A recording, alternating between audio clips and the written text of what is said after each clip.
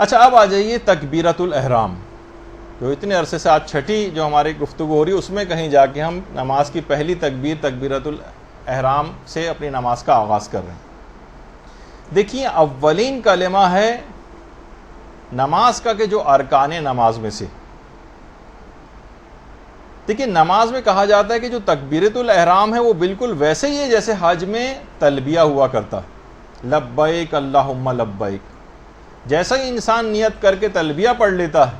اس پر بہت ساری مباح اور حلال چیزیں بھی حرام ہو جاتی ہیں، بالکل تکبیرۃ الاحرام بھی ایسی ہی چیز ہے، ایسا ہی کلمہ ہے کہ ادھر آپ نے تکبیرۃ الاحرام کہی اور اس کے فوراً بعد ہی آپ پر بہت ساری مباح اور حلال چیزیں حرام ہو جائیں گی۔ اچھا اب ایک سوال یہ ہوتا ہے کہ آخر نماز کا آغاز تکبیرۃ الاحرام سے کیوں ہوتا ہے؟ دیکھیے پیغمبر اسلام ختمی مرتبہ صلی اللہ علیہ وآلہ وسلم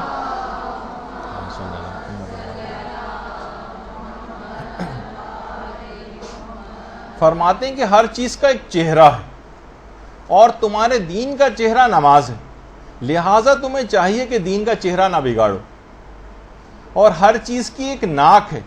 اور نماز کی ناک جو ہے وہ تکبیر ہے، نماز کی ناک تکبیر ہے، اللہ اکبر۔ باقاعدہ اصول کافی کی تیسری جلد کے اندر یہ روایت،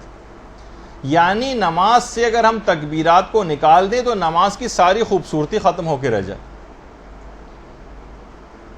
لیکن آج کیا ہے، یہ جو نعرہ تکبیر لگایا جاتا ہے اللہ اکبر، آج لوگوں کو قتل کیا جا رہا ہے نعرہ تکبیر کہہ کر، لوگوں کو ذبح کیا جا رہا ہے اسی نعرہ تکبیر کو کہہ کر۔ اور یہ آج کی بات نہیں ہے، یہ وہی پرانی بات ہے کہ جس کے متعلق شاعر نے صحیح کہا ہے کہ کیا تماشا بنا اسلام کی تقدیر کے ساتھ، قتل شبیر ہوئے نعرہ تکبیر کے ساتھ۔ تو وہی والی چیز آج بھی ہم کو نظر آ رہی ہے، لوٹ پھر کر وہی زمانہ پھر لوٹ کے آ گیا۔ یہی وجہ ہے کہ جو زیارت ناہیہ اس میں باقاعدہ یہ بات کہی گئی ہے کہ باقاعدہ امام حسین علیہ السلام کے لیے اللہم صلی علی محمد و آل محمد،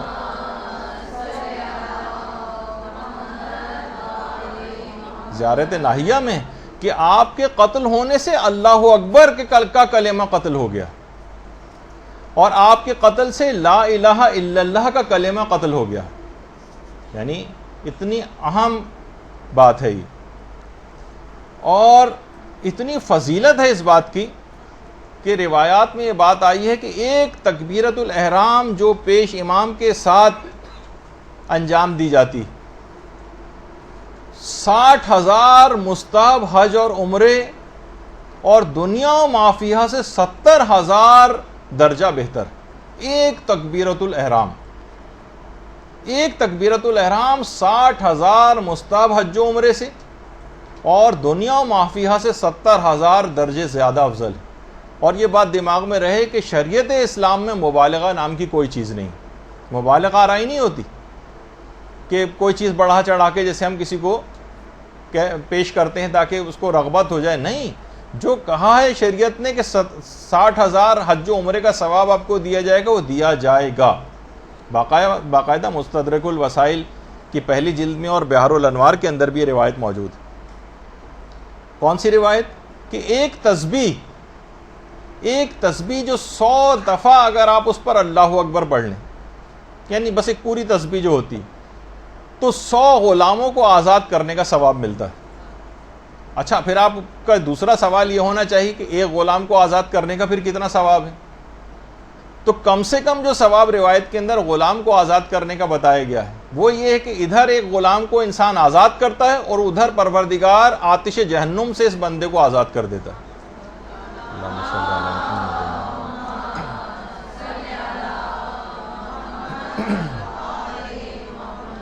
یعنی اگر آپ ایک تسبیح بھی روزانہ اللہ اکبر کی پڑھ لیتی ہیں تو روزانہ 100 مرتبہ آتش جہنم سے پروردگار آپ کو آزاد کرے گا، کم سے کم ثواب جو بتایا گیا ہے روایت کے اندر۔ اور یہ بھی پیغمبر اسلام کی حدیث ہے کہ التکبیرۃ الاولی مع الامام خیر من الدنیا وما فیہا، پیش امام کے ساتھ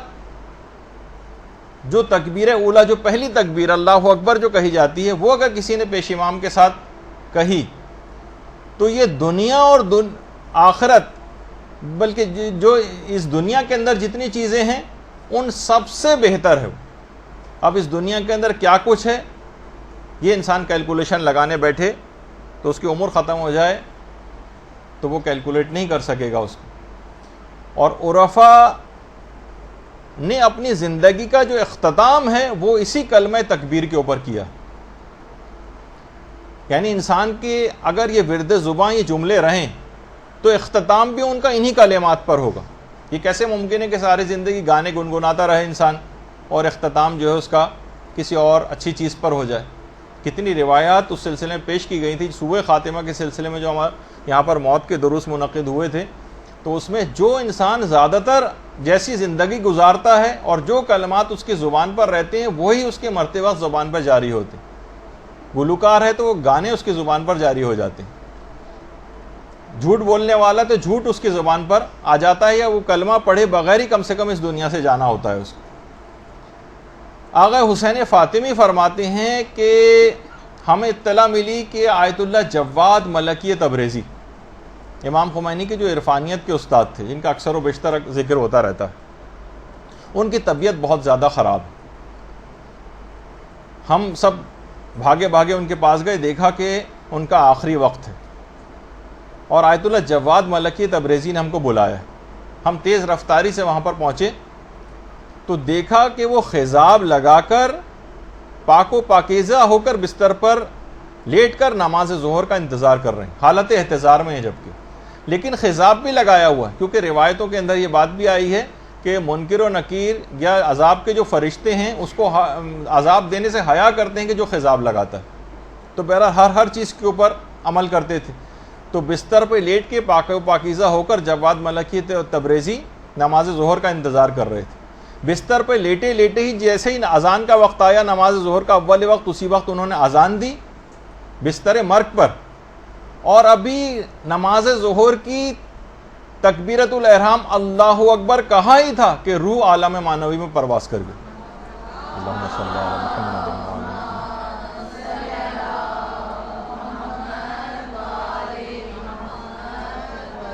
یعنی عرفاء نے اپنی جانیں اس کلمے کے اوپر دی ہیں، جو تکبیرۃ الاحرام جو ہم اتنی آسانی کے ساتھ بس اللہ اکبر کہہ کر شروع کر جاتے ہیں، اس کا احساس نہیں کہ کتنا بڑا کلمہ ہے۔ باقاعدہ جو ان کا رسالہ ہے جواد ملکی تبریزی کا لقاء اللہ، اس میں انہوں نے خود لکھا ہے کہ الصلاۃ معراج المومن کے جو معنی ہیں، کہا کہ روایت میں یہ بات آئی کہ جس وقت قد قامت الصلاۃ کہا جاتا ہے تو اس کے یہ معنی ہیں ایحانہ وقت الزیارہ، یعنی دیدار کا وقت آن پہنچا۔ قد قامت الصلاۃ کے معنی دیدار کا وقت آن پہنچا۔ تو ایک ایک جملے کے نماز میں بڑے عارفانہ معنی، اور بہت مشہور کتاب ہے سیمائے فرزان گان، اس میں خود آیت اللہ جواد ملکی تبریزی کے ایک شاگرد نے ان کی وفات کی رات کو ایک خواب دیکھا تھا، اس وقت تک انتقال نہیں ہوا تھا اور یہ ان کے شاگرد اپنے گھر میں تھے۔ انہوں نے کہا کہ میں نے خواب میں دیکھا کہ جیسے میری آنکھوں کے سامنے سے نا پردے ہٹ گئے اور میں عرش الہی کا مشاہدہ کر رہا ہوں۔ تو میں نے دیکھا کہ جواد ملکی تبریزی ہاتھوں کو آسمان کی طرف بلند کر کے قنوت پڑھ رہے ہیں اور مناجات اور گریے کے اندر مشغول ہیں۔ میں ان کے اتنے عظیم مقام کو دیکھ کر عرش پر حیران رہ گیا، اور اسی وقت میں انتہائی جب میں متعجب تو خواب کے اندر اچانک سے دروازے پر کھٹکھٹاہٹ ہوئی۔ دروازہ، میں فوراً نیند سے میں بیدار ہوا، دروازہ کھول کے باہر آیا تو دیکھا کہ کچھ لوگ آئے ہوئے اور کہہ رہے ہیں کہ ہم آپ کو تعزیت پیش کرتے ہیں، آغا جواد ملکی تبریزی دار فانی سے کوچ کر گئے۔ یعنی انہوں نے خواب میں دیکھا کہ اسی وقت، یعنی جس وقت وہ وہاں تکبیرۃ الاحرام کہی اور روح عالم معنوی میں پرواز کر گئی، اسی وقت وہ خواب دیکھا کہ وہ عرش کے اوپر عبادت الہی انجام دے رہے ہیں اور قنوت پڑھ رہے ہیں۔ تو بہرحال آپ نے دیکھا کہ جو جس طرح سے زندگی گزارتا ہے، ان چیزوں کی اہمیت کو سمجھتا ہے، اس تکبیرۃ الاحرام کی معرفت رکھتا ہے، ویسے ہی پھر اس کو موت بھی نصیب ہوتی۔ یہی وجہ ہے کہ پچھلے زمانوں کے واقعات میں ہم پڑھتے ہیں کہ لوگوں کی اگر جماعت سے نماز کی ایک تکبیرۃ الاحرام فوت ہو جاتی تھی، اس کو درک نہیں کر پاتے تھے، دیر سے شامل ہوئے، اگلی رکعتوں میں شامل ہوئے مثلا، تو 3 دن تک غمگین رہتے تھے اور اپنے آپ کو پرسہ دیا کرتے تھے، اور اگر ایک دن کی نماز جماعت سے محروم ہو جاتے تھے تو پورے ایک ہفتے تک رنجیدہ رہا کرتے تھے۔ اب لیکن ہم میں وہ کیفیات نظر نہیں آتی۔ یہی وجہ ہے کہ ایسا کلمہ ہے یہ لا الہ الا اللہ کہ سید باقر شفتی جو ایک عالم گزرے ہیں عرفا کے واقعات میں، ان کے بھی بہت واقعات ملتے ہیں۔ تکبیرۃ الاحرام جس وقت یہ پڑھتے تھے، جیسے ہی کہتے تھے تکبیرۃ الاحرام اللہ اکبر، کہتے وقت ہی ایسی کیفیت ہو جاتی تھی جیسے اللہ اکبر میں جیسے مد کے ساتھ جو ہے اس کو پڑھا جا رہا ہو۔ ان کے شاگردوں نے ایک دفعہ ان پہ اعتراض کر دیا۔ دیکھیے اس زمانے میں یہ ہوتے تھے نا، آج تو یہ ہے کہ جناب ممبروں سے کوئی کچھ بھی پڑھ کر چلا جائے، کوئی کچھ پوچھتا ہی نہیں کسی سے کہ آپ نے کہاں سے پڑھا، کیسے پڑھا، اور وہ بھی جھرمٹ میں ایسا لوگوں کے نکل کے جاتے ہیں پڑھنے والے بہت سارے افراد کہ ان سے کوئی چیز پوچھ بھی نہیں سکتا کہ کون کون سی روایات پڑھ کے گئے ہیں آپ، اس کا کیا سند ہے، کہاں سے آپ نے نقل کی ہیں، کیا ہیں لوگوں کے ایمان سے جس طریقے سے کھیلا جاتا ہے حج کا۔ لیکن اس زمانے میں ایسا نہیں ہوتا تھا، استاد کے اوپر بھی اعتراض کرتے تھے کہ یہ آپ جو یہ آپ کی کیفیت ہو جاتی ہے، ایسا کیوں ہے؟ اس زمانے میں لوگ اعتراض کرتے تھے۔ ان لوگوں پہ البتہ کوئی اعتراض نہیں کرتا۔ ہم اگر یہ بھی کہہ دیں کہ اللہ ایک ہے تو لوگ فوراً کہتے ہیں ریفرنس بتائیے کہاں پہ لکھا ہوا ہے۔ تو بہرحال تو شاگردوں نے کہا کہ اللہ پر تو کوئی مد نہیں ہے، تو جس وقت آپ یہ جملہ کہتے ہیں اللہ اکبر، تو یہ آپ ایسا لگتا ہے ہمیں جیسے مد آپ نے لگا دیا ہو اس کے اندر۔ وہ کہنے لگے آقا باقر شفتی کہ جیسے ہی میں اللہ اکبر کا اللہ کہتا ہوں ایک دم اسی وقت میں اپنے اختیار سے خارج ہو جاتا ہوں۔ ایسا ایک وجد مجھ پر طاری ہوتا ہے تکبیرۃ الاحرام کہتے وقت کہ میں اپنے اختیار سے باہر ہو جاتا ہوں، میں جان بوجھ کر نہیں کھینچتا اور مد نہیں دیتا اس کے اوپر۔ تو آپ نے دیکھا کہ یہ کیفیات لوگوں کی تکبیرۃ الاحرام کہتے وقت ہو جاتی۔ اچھا کبھی آپ نے سوچا کہ روزانہ آپ کتنی تکبیرات پڑھتی ہیں؟ دیکھیے روزانہ کم سے کم ابھی آپ کے سامنے میں کیلکولیشن ایک پیش کروں گا کہ 360 مرتبہ روزانہ آپ نمازوں میں تکبیرات کہتی ہیں۔ ابھی میں کیلکولیشن پیش کروں گا تو آپ کے سامنے جو بھی مستحبات کے ساتھ نماز پڑھتا ہے لازمی ہے اس بات کا کم سے کم روزانہ وہ 360 مرتبہ اللہ اکبر ضرور کہتا ہے۔ اور ابھی آپ نے سنا کہ 60,000 مستحب حج و عمروں کا ثواب ملتا، تو 360 کو جب آپ 60,000 سے دیں گی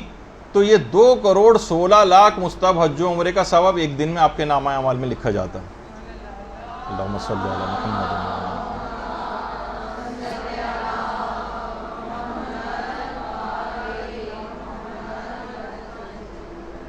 2,16,00,000 وہ کس طرح سے؟ اب دیکھیں دن کی 5 اذانیں، ہر اذان میں 6 مرتبہ آپ اللہ اکبر کہتی ہیں، 4 دفعہ شروع میں اور 2 مرتبہ آخر میں، اور دن میں 5 نمازیں اس طرح سے پڑھی جاتی ہیں، تو 30 دفعہ اللہ اکبر تو صرف اذان میں ہو گیا۔ اسی طرح سے 5 اقامت جو ہر نماز کی اقامت آپ کہیں گے، ہر اقامت میں 4 تکبیرات ہوتی ہیں، تو 5 کو 4 سے آپ ضرب دیں گے تو 20 تکبیرات صرف اقامت میں ہیں پورے دن میں۔ اسی طرح سے اگر آپ تکبیرات افتتاحیہ کی عادی ہو جائیں 6 تکبیرات کہنے کی ہر نماز کے ساتھ، تو 30 تکبیرات تو صرف تکبیرات افتتاحیہ کی آپ انجام دے لیں گی۔ اسی طرح سے 5 نمازوں میں 5 تکبیرۃ الاحرام آپ کہتی ہیں، تو روزانہ کی 5 تکبیرات یہ آپ شامل کر لیں اس کے اندر۔ اسی طرح سے دن کی 17 رکعات میں ہر مرتبہ رکوع میں جانے سے پہلے اور رکوع سے کھڑے ہو کر آپ اللہ اکبر کہتی ہیں، تو 34 یہ ہو گئیں۔ اور سجدے سے اٹھ کر دوسرے سجدے میں جاتے ہوئے اور دوسرے سجدے سے اٹھ کر جو آپ تکبیرات کہتی ہیں، یہ 3 تکبیرات ہوئیں، اور 17 رکعت کی نمازوں میں 51 تکبیرات ہو گئیں۔ اور ہر نماز کے قنوت سے پہلے ایک دفعہ آپ کہتی ہیں، 5 تکبیرات یہ ہو گئیں۔ اور نماز کے ختم ہونے کے بعد 3 مرتبہ آپ اللہ اکبر کہتی ہیں، 5 نمازوں کی 15 تکبیرات یہ ہو گئیں۔ اور اسی طرح سے ہر نماز کے بعد تسبیح حضرت زہرا جو آپ 34 مرتبہ اللہ اکبر اس میں کہتی ہیں، تو 170 مرتبہ یہ تکبیرات ہو گئیں۔ تو ٹوٹل اگر کریں تو روزانہ کی کم سے کم تکبیرات جو آپ پڑھتی ہیں وہ 360 ہیں، اور 360 کو ابھی ہم نے 60,000 سے ضرب دیا تھا تو 2,16,00,000 مستحب حج و عمرہ کا ثواب. بعض اوقات لوگوں کو سمجھانے کے لیے ایسی کیلکولیشن بھی پیش کی جاتی ہیں. کچھ لوگ اعتراض بھی کرتے ہیں کہ آپ لوگوں کو اس طرح سے لالچی بنا رہے ہیں. تو ہم کسی دنیا کی چیز کا تو لالچی نہیں بنا رہے نا, آخرت کی چیز کا لالچی بنا رہے ہیں, تو اس میں کون سی پریشانی کی بات ہے. اچھا, اب مسئلہ یہ ہے کہ آپ یہ دیکھ لیں, یہ ثواب بتا کر آپ بہت سارے بے نمازی افراد کو ان کا نقصان بتا سکتی ہیں کہ جو افراد نماز نہیں پڑھتے وہ روزانہ اپنا کتنا عظیم ثواب ہاتھ سے کھو رہے ہیں, اور پروردگار عالم نے کتنا زبردست یہ انتظام کیا ہے کہ گناہگار سے گناہگار انسان بھی اگر روزانہ کم سے کم نماز کو پابندی سے پڑھنے لگے تو 360 تکبیرات کا یہ ثواب روزانہ کتنا عظیم ثواب اس کے نامہ اعمال میں ٹرانسفر کر دے گا. اور یقیناً جو ان کو ان مستحبات کے ساتھ انجام دیتا ہے اور اتنی تکبیرات کہے گا, خود بخود اس کے گناہ ختم ہوتے چلے جائیں گے. ثواب کا پلڑا اتنا بھاری ہو جائے گا اور وہ اتنا ہلکا ہو جائے گا گناہوں کا کہ اس کی نجات یقینی ہو جائے گی. تو بہرحال یہ تمام چیزیں ایسی ہیں کہ, اور صرف یہ نہیں, یہ تو صرف دیکھیں نماز کی حد تک ابھی بات تھی, جو کم سے کم پھر مستحب نمازیں جو اگر پڑھتے ہیں تو ان کی تکبیرات ہیں وہ الگ ہیں, اور جو صرف نماز سے مخصوص نہیں ہے تکبیر کہ آپ اللہ اکبر صرف نماز کے موقع پر ہی آپ کہیں گے, بلکہ اللہ اکبر کا جو یہ کلمہ ہے یہ اور بھی صدر اسلام میں تو مومن ہر خوشی اور ہر غم کے موقع پر اللہ اکبر کہا کرتے تھے. جب کوئی خوشی کا موقع آیا اللہ اکبر, جب کوئی غم کا موقع آیا اللہ اکبر. آج کوئی ناگوار واقعہ پیش آ جائے تو کہنا بھی اچھا نہیں لگ رہا, لیکن فوراً ہماری زبان پر اللہ اکبر کے بجائے کیا اس قسم کے جملے رائج ہو گئے, او شٹ, معاذ اللہ. یعنی ایک اس قسم کے جو جملے حیرت کے موقع پر, خوشی کے موقع پر, تعجب کے موقع پر, بجائے کہ ہماری زبانوں کے اوپر اللہ اکبر آئے, کوئی خوشی کا موقع اگر پیش آئے, کوئی ایسی اطلاع سنیں تو آپ کہتے ہیں واو امیزنگ, اس قسم کے جملے آتے ہیں. لیکن کیا ہے کہ یہ اسلامی اقدار سے کیونکہ ہٹ گئے تو ہماری زبانوں کے اوپر یہ کلمے, جو آپ نے دیکھا کتنے زیادہ ثواب کے حامل یہ کلمات ہیں, لیکن یہ ہمارے زبانوں کے اوپر رائج نہیں. باقاعدہ تمام ایسے موقع اسلام یہ چاہتا ہے کہ آپ ہر موقع پر آپ کی زبانوں کے اوپر ذکر خدا رہے, خاص طور پر یہ کلمہ اللہ اکبر, تعجب کے موقع پر, خوشی کے موقع پر, غم کے موقع پر, کوئی بھی اس طرح کی پریشانی اس موقع پر. اور خاص طور پر جب انسان کوئی متعجب ہوتا ہے کسی بات پر, اس وقت بھی احادیث میں آیا کہ وہ اللہ اکبر کہیں. اور اتنا اہم ہے یہ کلمہ کہ اس بات سے آپ اس بات کا اندازہ لگائیں اس کلمے کی اہمیت کا, کہ پیغمبر اسلام جس وقت پیدا ہوئے تھے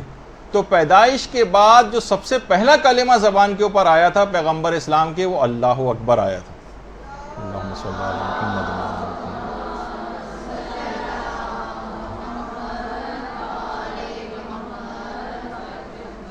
سارے ایسے مواقع اگر آپ اٹھا کر دیکھیں جس موقع پر اس کلمے کو کہا گیا ہے احادیث مبارکہ, اور جس وقت جب شہزادی کائنات کے لیے امیر المومنین کا جس وقت رشتہ آیا ہے باقاعدہ شادی کے سلسلے میں,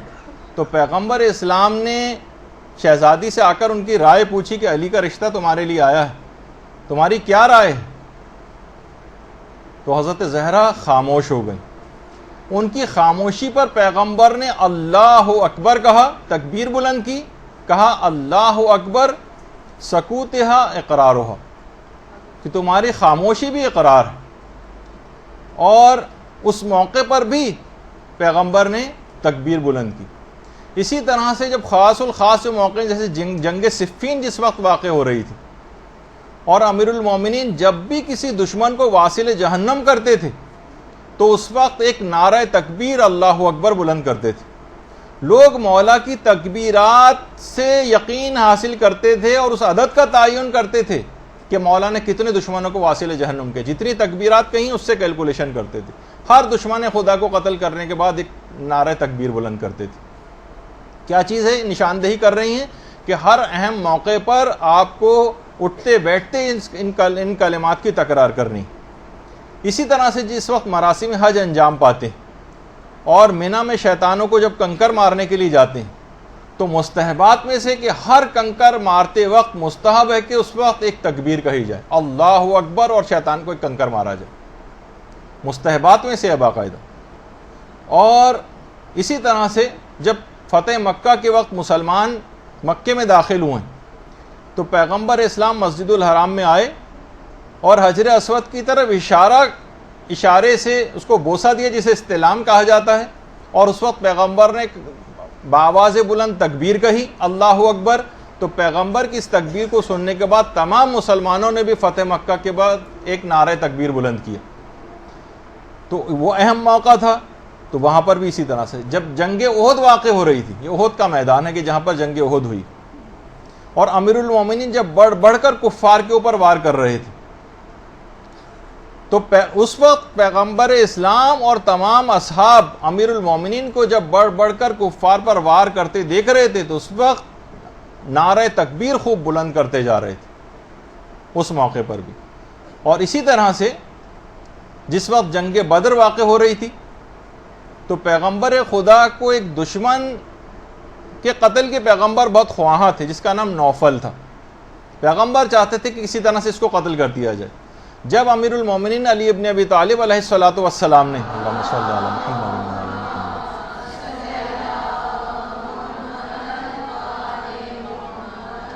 جب مولا نے اس کو قتل کیا نوفل کو، تو پیغمبر نے اس وقت بھی تکبیر بلند کی، اللہ اکبر کہا۔ اور یہ بھی مستحبات میں سے ہے کہ جس وقت آپ ائمہ کے حرم میں کبھی آپ کو خوش قسمتی سے وہاں جانا نصیب ہو، اور جس وقت دور سے ہی زرہی کے اوپر آپ کی یا قبر امام کے اوپر جب بھی نگاہ پڑے، تو اس وقت مستحب ہے کہ ایک تکبیر کہی جائے، لیکن آہستہ آواز میں کہی جائے۔ دیکھیے خاص طور ورنہ عام طور پر نعرہ تکبیر بلند آواز سے لگایا جاتا ہے، لیکن ائمہ کے قبور کے پاس اس بات کا احترام کا خیال رہے کہ وہاں پر نعرہ تکبیر کو بھی یا اللہ اکبر کو بھی بلند آواز سے نہیں کہا جائے، یہ ان کے احترام کے منافی۔ وہاں شور مچانا، وہاں آپ دیکھتے ہیں خواتین خاص طور پر، خیر پاکستانی خواتین یا ادھر کی تو نہیں، عرب یا ایرانی خواتین کو بہت دیکھتے ہیں کہ وہاں پر بہت زیادہ شور مچایا جا رہا ہوتا ہے۔ خود سوچیں کہ ہمارا تو عقیدہ یہی ہے نا کہ امام اپنی قبروں میں بھی جو ہے وہ زندہ ہوتے ہیں اور وہ ہماری بات سنتے ہیں اور جو ہمارے کلام کو سنتے ہیں اور ہمارے احوال سے واقف ہوتے ہیں۔ وہ امام سامنے موجود ہیں اور وہاں چیخوں پکار کر رہے ہیں، یہ امام کے احترام کے منافی۔ حتیٰ کہ احترام کے منافی یہ بھی ہے، جیسے کہ ہم اکثر منقبت خوانوں کو بھی دیکھتے ہیں کہ جب مخصوصیاں وغیرہ نہیں ہوتی اور ان کو وہاں پہ جگہ مل جاتی ہے تو بآواز بلند کھڑے ہو کے وہاں منقبت پڑھتے ہیں بہت بلند آواز میں۔ یہ ائمہ کے احترام کے منافی، یعنی وہاں آہستہ آواز میں، حتیٰ کہ اللہ اکبر بھی جو آداب میں سے کہ آہستہ آواز میں جب امام کی قبر کے اوپر نگاہ پڑے تو آہستہ آواز میں اللہ اکبر کہا جائے۔ تو یہ بہت ساری چیزیں کہ جن کا عام طور پر اس کا خیال رکھنا ہوتا ہے۔ اسی طرح سے جس وقت جنگ خیبر واقع ہو رہی تھی اور مسلمانوں نے تقریباً خیبر کا قلعہ جو ہے وہ فتح کر لیا تھا، اور مسلمان اس قلعہ خیبر جو آپ کے سامنے اس کے باہر کھڑے ہوئے تھے، تو روایات میں ہے کہ تمام مسلمانوں نے اس وقت اتنی زور سے نعرہ تکبیر بلند کیا تھا کہ یہودیوں کے دل ہل کے رہ گئے تھے، دہل گئے تھے یہودی سارے۔ تو ایسے اہم موقعوں پر تکبیر جو ہے وہ کہی جائے۔ اور باقاعدہ پیغمبر اسلام نے جو امیر المومنین کو وصیتیں کی تھی، اس میں بھی یہ بات تھی کہ اے علی، جب بھی تمہاری نئے چاند کے اوپر نگاہ پڑے اس وقت بھی اللہ اکبر کہو، جب نئے چاند کے اوپر نگاہ پڑے، یا جس وقت تم آئینہ دیکھو اس وقت اللہ اکبر کہو۔ البتہ ہے کہ اگر ہم تو ایسے ہیں کہ ہمارا آئینہ دیکھیں تو ہمیں اپنی خباثتیں اس کے اندر نظر آئیں گی، اس وقت اللہ اکبر کی وجہ استغفر اللہ زیادہ مناسب لگتا ہے کہنا، لیکن بہرحال یہ کہ آئینہ جب بھی انسان دیکھے اس وقت اللہ اکبر کہے، یا کوئی مشکل پیش آ جائے اس وقت بھی اللہ اکبر کہے۔ گھر میں کوئی بیمار ہو جاتا ہے، شدید حالت خراب ہو جاتی ہے، کسی کے کوئی ایکسیڈنٹ ہو جاتا ہے معاذ خدا نخواستہ، اور اسی حوالے سے مولانا شہنشاہ حسین نقوی صاحب قبلہ کتنی ان کی خدمات ہیں ہمارے پاکستان کے لیے، شیعان حیدر کرار کے لیے، تو ایک ان کی بیماری کے حوالے سے اور جو حادثہ ان کے ساتھ پیش آیا ہے، دعا کریں کہ جلد از جلد مولانا شہنشاہ حسین نقوی صاحب صحتیاب ہو کر اپنے گھر جو ہے واپس آ جائیں، اور ان کے وہ دو ساتھی جن کی بھی دونوں کی بہت خدمات تھیں، ان کو بھی پروردگار اعلیٰ علیین میں جوار معصومین کے ساتھ ملحق فرمائے۔ تو بہرحال جب بھی کبھی کوئی مشکل پیش آ جائے، کبھی بھی ایسی مشکل پیش آ سکتی ہے، انسان بیمار ہو سکتا ہے، کوئی ایکسیڈنٹ ہو سکتا ہے، کوئی تکلیف ہو سکتی ہے اس کے ساتھ، تو اس وقت وہ نعرہ تکبیر یا اللہ اکبر کی صدا بلند کرو، اور کم سے کم 3 مرتبہ ہر مشکل میں نعرہ تکبیر کو بلند کیا جائے۔ اور جس وقت امیر المومنین نے حالت رکوع میں زکوٰۃ دی تھی تو پیغمبر اسلام اس وقت یہ سب کچھ دیکھ رہے تھے، تو پیغمبر اسلام نے جب امیر المومنین کو حالت رکوع میں زکوٰۃ دیتے دیکھا تو اس وقت بھی نعرہ تکبیر بلند کیا تھا، اس وقت بھی۔ اور یہ بھی روایات میں ملتا ہے کہ پیغمبر اسلام جب شب معراج آسمانوں پر تشریف لے گئے تھے تو ہر آسمان پر پہنچ کر پیغمبر ایک تکبیر کہتے تھے، اور تکبیر کہنے کے بعد ایک پردہ چاک ہو جاتا تھا، اور پیغمبر اسلام پھر اگلے آسمان کی طرف چلے جاتے تھے۔ تو یہ جو تکبیرات ہم کہتے جا رہے ہیں تو ہمارے بھی پردے چاک ہوتے چلے جا رہے ہیں، اور ہمارے بھی حجابات دور ہو رہے ہیں، اور ہم اتنا ہی معراج مومن کا مقام جو ہے وہ حاصل کرتے چلے جا رہے ہیں۔ اچھا، اسی طرح سے روایات میں یہ بھی بات ملتی ہے کہ جب شہزادی کونین رخصت ہو کر امیر المومنین کے گھر تشریف لے آئی تھی، اللہم صلی علی محمد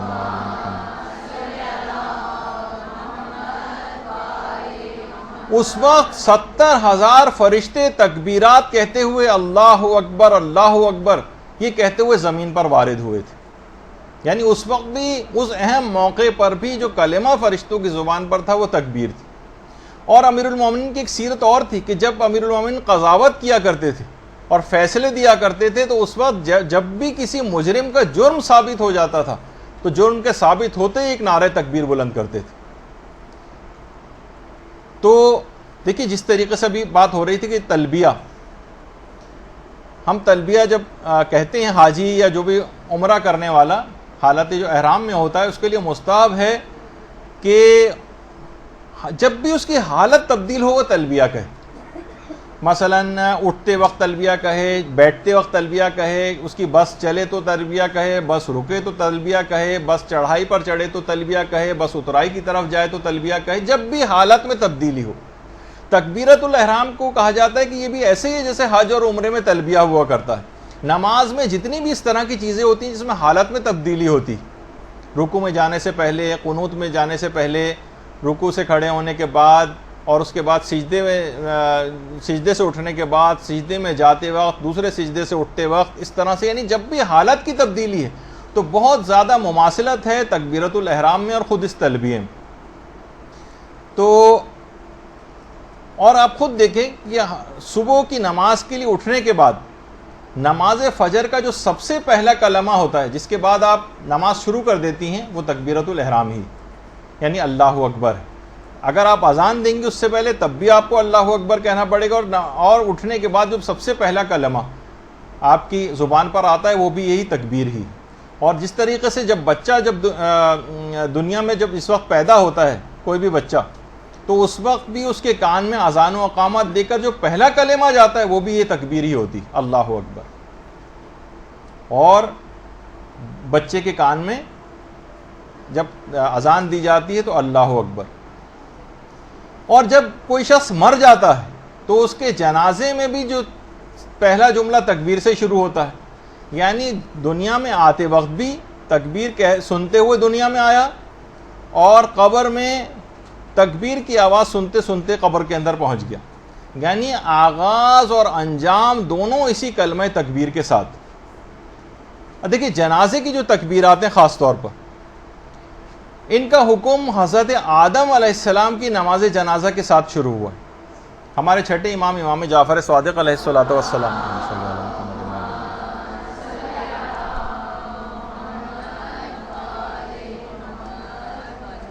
فرماتے ہیں کہ جس وقت حضرت آدم اس دنیا سے کوچ کر گئے تو خدا نے ان کے فرزند کو حکم دیا کہ آدم کو دفن کرو، اور دفن کرنے سے پہلے ان کی نماز جنازہ پڑھو۔ آپ کے بیٹے اس وقت ہیبت اللہ جنہیں کہا جاتا ہے، جو حضرت شیس کے نام سے مشہور، اصل ویسے ان کو ہیبت اللہ کے نام سے روایات میں ان کا تذکرہ آیا، کیونکہ قابیل نے حابیل کو قتل کر دیا تھا تو حابیل پہلے قتل ہو گئے تھے، اس کے تقریباً 4-5 سال بعد قابیل بھی واصل جہنم ہو گیا۔ اب حضرت آدم کو اس کے بعد پروردگار نے حضرت شیس، جو ان کے بعد حضرت آدم کے بعد نبی بھی ہوئے، تو حضرت شیس کو حکم ہوا کہ آپ کو حضرت آدم کی نماز نماز جنازہ پڑھانی ہے، جبریل نے آ کر کہا آپ آگے بڑھیں اور نماز پڑھائیں. لیکن شیس نے اس سے پہلے کہا کہ اے جبریل آپ آگے بڑھیں اور نماز پڑھائیں. جبریل نے کہا کہ ہم نے خدا کے حکم سے آپ کے والد گرامی کے سامنے سجدہ کیا، اور اب ہماری شان یہ نہیں ہے کہ اس انتہائی عظیم اور نیک انسان کے بیٹے کی موجودگی میں ہم نماز جنازہ پڑھنے میں سبقت کریں. آپ ہی آگے بڑھیے اور نماز جنازہ پڑھائیے،